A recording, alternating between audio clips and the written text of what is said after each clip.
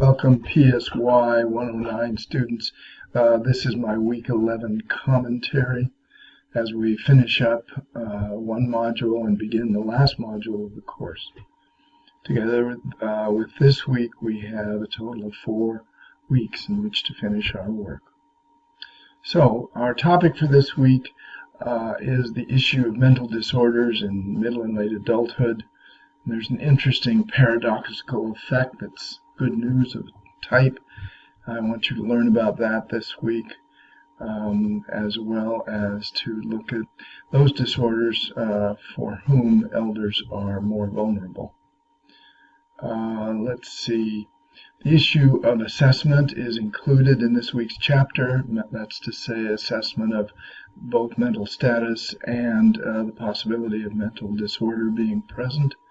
Please pay attention to those assessment issues, and particularly the recommendations of the psychogeriatric group of the American Psychological Association.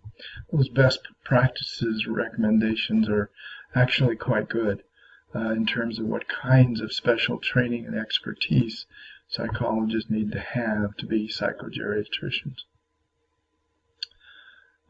Other than that, it's somewhat of a depressing subject, but looking at the treatment aspects and also looking at how people are independently resilient in any case is one of the more encouraging aspects as well. Next week, just a word of warning, is a 2-chapter week. It's the second of what I consider the more sad and depressing topics for us. The first topic next week will be long-term care, and the second topic will be the processes of death and dying.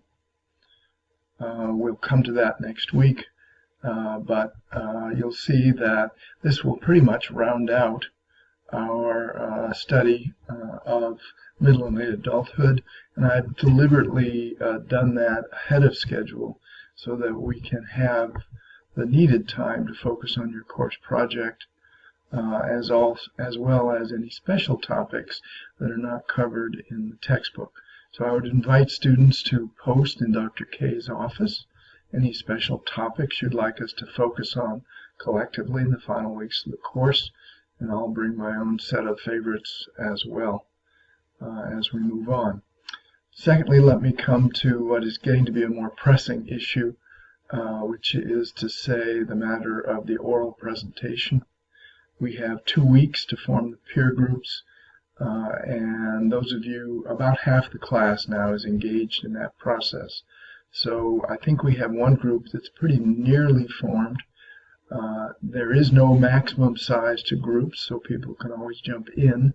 I recommend that more than 4 is the minimum number. I recommend that more than 4 be in a group if at all possible, so that if someone surprisingly does not show for whatever reason, the rest of the group is not left stranded with too few people. The ideal group size is probably 6, even in a Hangout, a video conference, or on the phone bridge.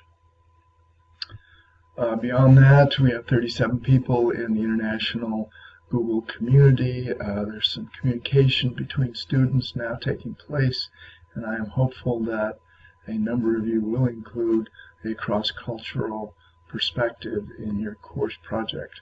I think you'll find that enriching, and I won't press that any further.